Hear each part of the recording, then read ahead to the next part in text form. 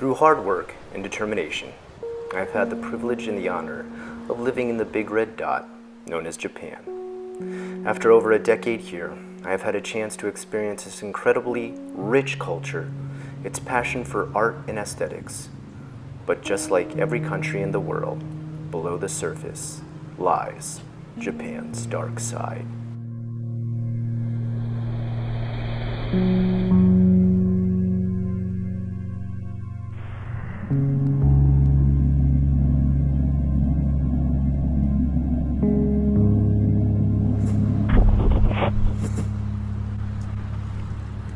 Efficient, hardworking, and steeped in tradition.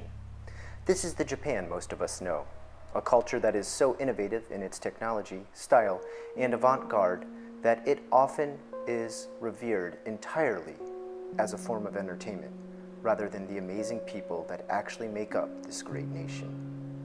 But what happens when the relentless work, the unyielding push for next-level progress in all industries, and the high maintenance of polite and universally known manners become too much for an individual in this first world metropolis? Hikikomori, Japan's word for the modern shut-in and recluse. I first arrived and began my journey within Japan February 14th, 2007. And when I first got here, for me, it was a 3-month honeymoon period in which I loved, watched, saw, ate, and smelled everything in Japan and enjoyed all of it. There was nothing I could find wrong with this country, and I loved everything about it. There was no aspect that I would ever want to change. There was no Western part of my life that I wanted to implement upon my journey to Japan. There wasn't anything I missed from home, and it was a candy land for me.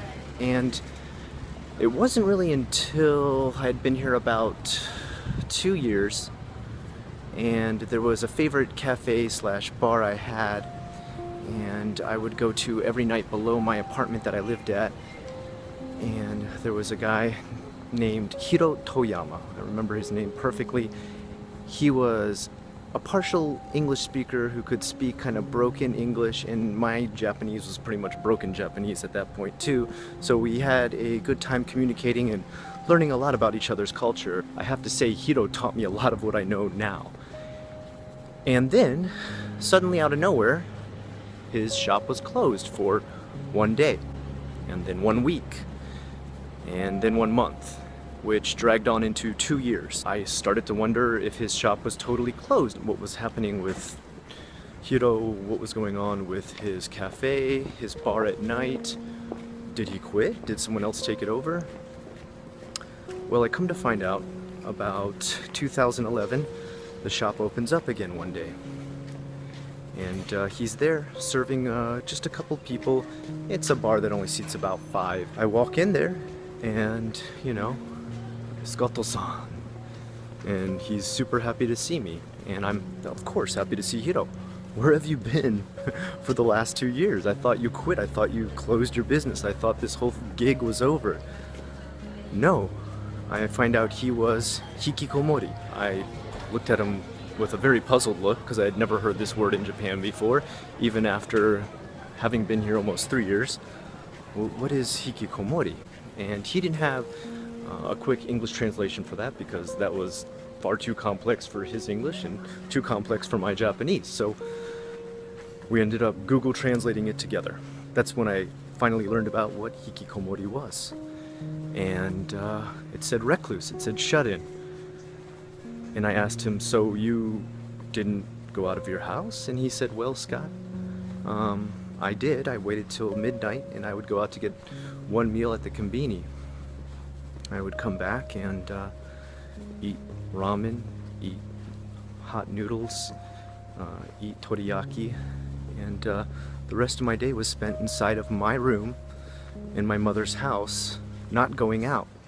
According to current government figures, there are nearly 1 million Japanese who have answered this stressful societal question of what to do when Japan's social norms and overworked occupations become too much by locking themselves away in their bedrooms and 1 LDK apartments.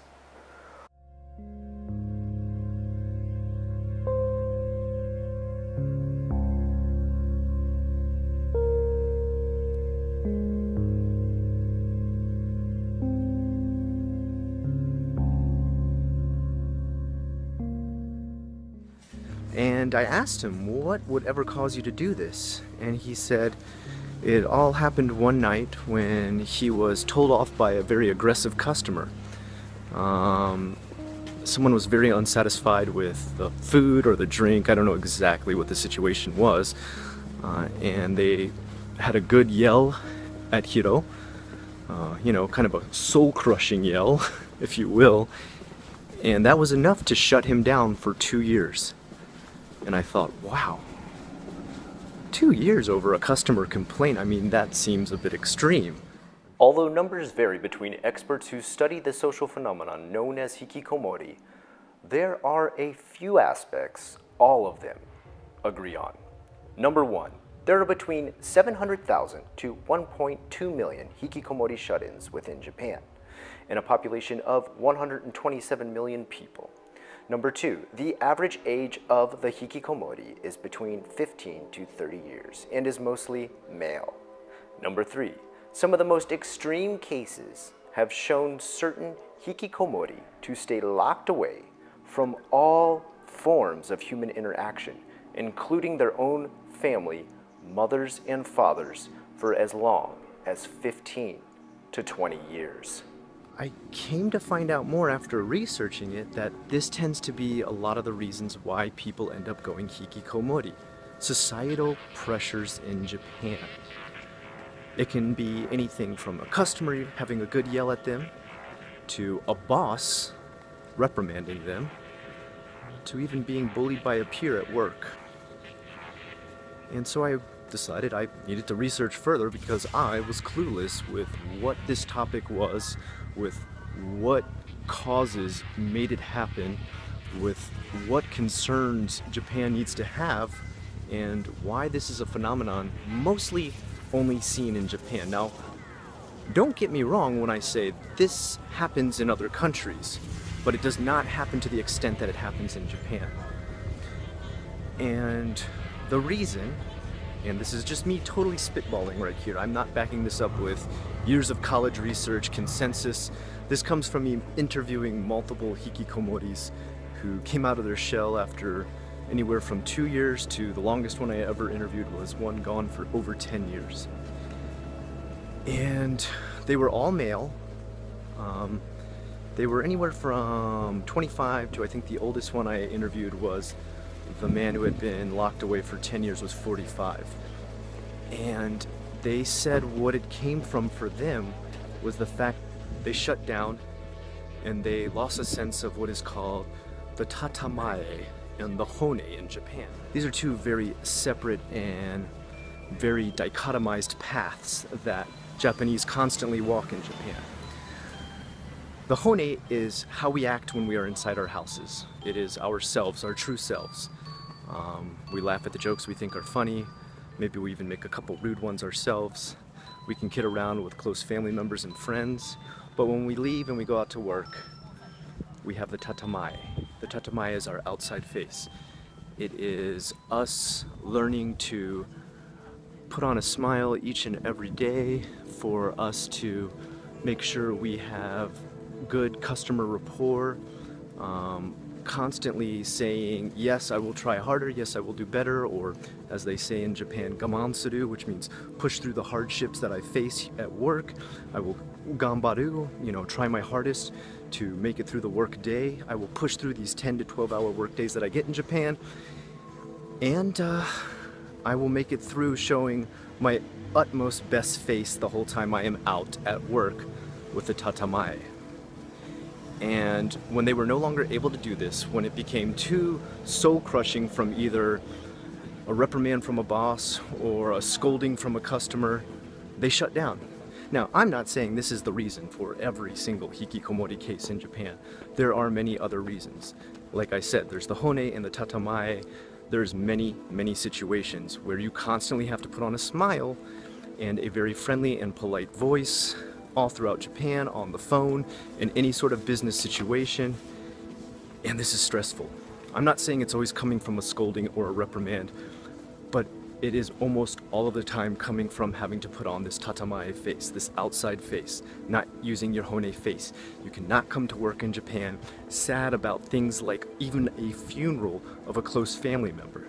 You cannot come in sad from work or aggravated or upset because you just had a fight with your wife in the morning. You need to come in there, you need to turn that smile on, and you need to show that tatamae outside face. And that becomes too much for some people after a while. For some, this makes them hikikomori.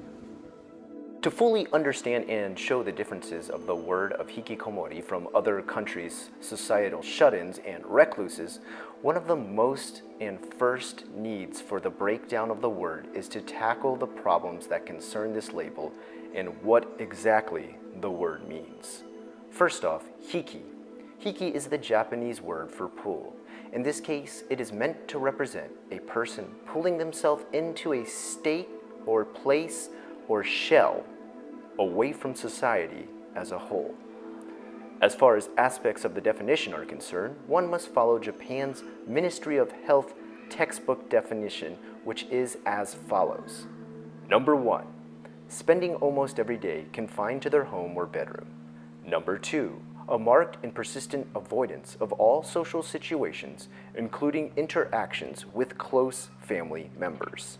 Number 3, symptoms that result in a cut from normal routines, such as holding a job, attending academic classes, and neglect of social activities and relationships. Number 4, withdrawal from ego-dystonic symptoms, meaning the shut-in has begun withdrawing to a point that it fractures all basic social elements that allow them to properly live in a human civilization. In the most extreme cases, to the point it harms their own health and life. Number 5, all of the above symptoms and conditions lasting for 6 months or more. Number 6, no other extreme mental or physical conditions, for example, being bedridden, being the reason or cause for withdrawal, but more so a clear set case of Japanese society as a whole being the cause and concern. Having studied the origin and creation as well as the research of the Hikikomori label, I have been contacted multiple times via social networks, YouTube, and even other expats looking into the same aspects. This has raised my attention to the matter tenfold and made me very aware that I have to inform many interested in the subject not only of what defines hikikomori, but also what is not hikikomori. For example, MGTOW, an acronym for Men Going Their Own Way, is a statement of self-ownership where the modern man protects his own sovereignty above all else. This covers too many aspects to go into individually, but to paraphrase, many confuse MGTOW's refusal to accept cultural norms for their own financial, spiritual, and emotional protection as withdrawing like a hikikomori. This is by no means the case, nor a good comparison of the hikikomori definition. Next is the herbivore man, also known as the grass-eating man. In Japan, the so, sho, ku, kei, danshi, who have no interest in getting married or finding a girlfriend, often labeled for their non-assertive and indifferent attitudes towards desire of the flesh, hence the name herbivore male. Although many refrain from the intimacy of the opposite sex or including themselves in strong relationships with the opposite sex, they do not exclude themselves totally from society, they do not shut themselves inside their rooms, and they do not break off all contact with the outside world. The herbivore male is not hikikomori by symptoms alone. Even the viewers and subscribers of my very own channel tend to be a bit confused at times with what exactly defines a hikikomori. Some often write me that they themselves are hikikomori because all they do is travel from home to their job and interact with no one outside of those two places. This again is not hikikomori completely cut themselves off from society as a whole. No hikikomori has a job. They cannot hold a job because they cannot even get outside of their own house without extreme anxiety. The most a hikikomori would leave their house is only in the most desperate situation, such as hunger or possible physical emergency. Another friend that I got to interview was my friend Lisa, who got to deal with a company that manages cases of hikikomori. The parents, anywhere from their 50s to their 60s, call this company and ask for help and I guess gradually rehabilitating their children on up to full-grown adults, living with them to come outside into the outside world once again. And she said it's amazing how talented and how much skill a lot of these people have who shut themselves away, and how they're holding it all inside because they're too afraid to show it to the world. She told me about this one case where a young man around the age of 26 had been shut in for nearly 4 years since the time he started his first job at 22. And she said her first step to trying to get him to come out was to ask him to build a model car for her. And the reason was because he used to work at an engineering firm, one of the major car companies here in Japan. And so she said, you know, I heard from your parents, you really enjoy making these model cars. Can you make one for me? He refused. He didn't want to talk to her. So she came back again. She said, look, I understand. You don't want to make one for me. You don't even know who I am. But next week I have to go and talk to a bunch of kids at a junior high school about the phenomenon of hikikomori, something you're dealing with right now. And I want to show them some of the skills that you as a hikikomori have that are unfortunately unable to share with the world because you're shut in. Can you at least make a model car for them so I can show them how much skill you have and how much the world has hurt you and kept you in to the point that you are afraid to share this skill? And she said he did it in less than 48 hours. Not even using a model kit, but using pieces of plastic from everything from containers to Tupperware. He put together, she said, the most amazing looking model car she had ever seen. She said it had functioning everything. It had an axle, the wheel could turn back and forth, making the front wheels move. She said even inside when you opened the hood there was a tiny engine. It was incredible. And she said this really let her know just how hard being hikikomori and society has affected these people who are afflicted with all the symptoms of this shut-in and reclusive psychological disdain for the outside world. It's gotten to a point where they themselves, even with amazing skills that are far beyond what the market needs, are unable to face even the smallest bit of trauma that they would have from having this work disapproved, or being scolded for work not being totally perfect, or being asked to just simply do it again. Even though they are at the top level, some of the people who are the best at what they do, even those people become these shut-ins. And that's really when it hit her hard, just how important her job was. And even more so than before, she's extremely dedicated to what she does.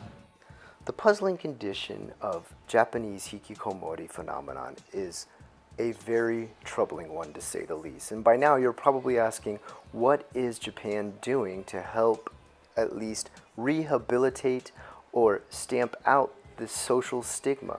In Japan, hikikomori have been a household word since the 1990s, with experts calling it one of the biggest social health problems plaguing the country. Yet the causes and treatments of the condition, or even whether it's a mental illness or not, remain poorly understood. And while the Japanese government has poured significant funds into helping hikikomori, treatment success rates remain very low. The condition illustrates the difficulty of defining mental illness and raises the question about the role society plays in shaping, allowing, or even creating problematic behavior. Researchers in Fukuoka have set up international collaboration to try and answer some of these questions. Solving the hikikomori riddle has taken on greater urgency in the recent years. Sufferers often are men in their 20s and 30s who would be in the workforce, but are instead at home supported largely by their parents. Government officials worry about who will take responsibility for long-term hikikomori when their parents retire or die. Fukuoka, a city of 1.5 million, 550 miles southwest of Tokyo, about 4 years ago opened a support center, which the Japanese government requires of every prefecture in the country. Called Yoka Yoka, which means it's okay, don't worry about it, in the local dialect, the one-room support center is linked to a youth employment facility. The center primarily fields phone calls from hikikomori, or, more often, their worried parents. It also offers support groups for hikikomori and their parents. However, only a small number of hikikomori actually show up at the center. Of course, a minority are treated successfully. Nonetheless, staffers say they struggle to find a solution to the problem. Takahiro Kato, a professor in the neuropsychiatry department at Kyushu University in Fukuoka, is working with their support center to study hikikomori in a more rigorous and systematic way. Dr. Kato and a team of Japanese and international collaborators that includes Alan Teo, a psychiatric professor at Oregon Health and Science University, want to better define what hikikomori is exactly. They also hope to understand the social and biological underpinnings of the condition to improve treatments. People who consider themselves hikikomori exhibit a wide range of symptoms, including depressive, autistic, and obsessive-compulsive tendencies. A minority appear addicted to the internet, says Dr. Kato, a 40-year-old psychiatrist. Yoshi, 31, came from a recent hikikomori support group. He says he didn't leave his parents' house for over a year after harassment from his boss at his speech therapy internship, and it led him to quit. After that, he did begin to visit friends occasionally and volunteer at the library, but after 4 years, he still has not held a full-time job. Hikikomori appears to be a condition distinct from other mental illness. Japanese experts say only about half of those with the condition would be diagnosed with a disorder in the U.S. Psychiatric Diagnostic Manual, commonly known as the DSM-5, according to the survey of 4,134 Japanese residents published in Psychiatric Research in 2010. But large-scale survey data on hikikomori remains limited. Some of the variation is likely due to the limited resources in Japan for treating mental health, says Kawano Toru, head of Fukuoka City Mental Health and Welfare Center. Another factor is that there is often less stigma about hikikomori than mental illness considered more severe, such as schizophrenia. So more people are willing to call themselves hikikomori, says Dr. Kato. Dr. Teo, an American fluent in Japanese, has treated several hikikomori-like patients in the U.S. in 2010. He published a proposed diagnostic criteria for the condition. It reported that hikikomori's core feature is social isolation. People should suffer for at least 6 months and should be unhappy about the isolation before being diagnosed with the condition. The team in Fukuoka is now working to develop a standardized interview and questionnaire for assessing and diagnosing hikikomori based on some of Dr. Teo's and others' work. The researchers hope to support or at least refute the many sometimes contradictory theories that exist about hikikomori. Japanese experts point to the strict parenting practices and pressure that children feel to succeed as contributing factors to society. Yet hikikomori often live with their parents, and these parents can be soft in forcing their children to go to school or leave to go to work. They often bring trays of food to the room and allow them to stay in there for long amounts of time. In Western society, it's difficult to understand the situation, Dr. Kato says. Western society parents strongly push their children to go out, but in Japan, parents are strongly afraid to push. Current thinking is that providing hikikomori with positive social interactions will help them reintegrate with the outside world. Michiko Asami, president of the nonprofit that runs Yoka Yoka, welcomes each hikikomori with a big smile and tries to initiate a non-judgmental conversation. Sometimes they sit silently for multiple sessions, and they won't even look at her. Gradually, some do. Hidetoshi Ogawa tries to facilitate interaction by having attendees go around the room and tell a story about something they like to do in a support group that he runs. Once a week, he takes the group to a coffee shop or another outside activity to get them used to social integration again. The methods to treat hikikomori vary. There is little data to support the effectiveness of any approach. Some have used the soft touch of going to the door of a hikikomori and slowly coaxing them out through conversation and dialogue, while there are some companies you can hire that use brute force strong-arm tactics to physically pull a child from the room. Gradually exposing anxious people to what they fear doing is one common treatment also used for social anxiety in the US. Nonetheless, it has not worked as well in Japan. Even the definition of recovery is vague. Yu-chan, a 27-year-old woman who considers herself no longer hikikomori, is working to hone her computer skills to get a job. It would be her very first job. She said she was comfortable speaking, but her face immediately flushed a light pink. She trembled slightly during a brief interview with her group therapist at the local Fukuoka group support center that she goes to each and every week for hikikomori support, discussing the 14 years where she stayed home because during her time at junior high school, she was bullied and harassed by friends.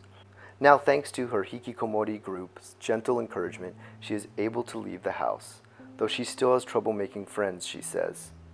Others, like Ms. Kimura, appear to respond fully to their treatment. She says she had lost confidence in her academic abilities while going to college. She grew depressed and couldn't fathom the idea of being with people.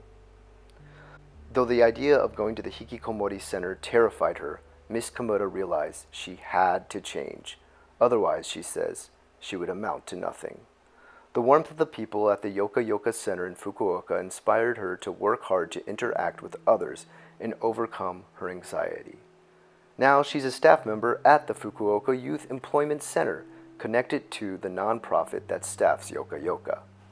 As Japan's Ministry of Health and researchers at Fukuoka University and the Yoka Yoka program continue to look into cures and rehabilitation that can further help those suffering from the symptoms of hikikomori, daily groups are springing up as well to help offer support in a community to raise awareness and lure out those still stuck behind the very walls of their bedroom.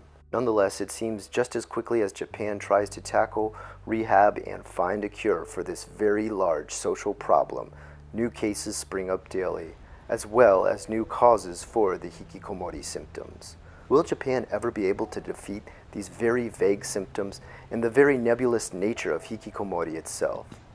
Only time and Japan's commitment to mental health and awareness of issues throughout the country will show if the problem of shut-ins and recluses, known as hikikomori, can be stamped out.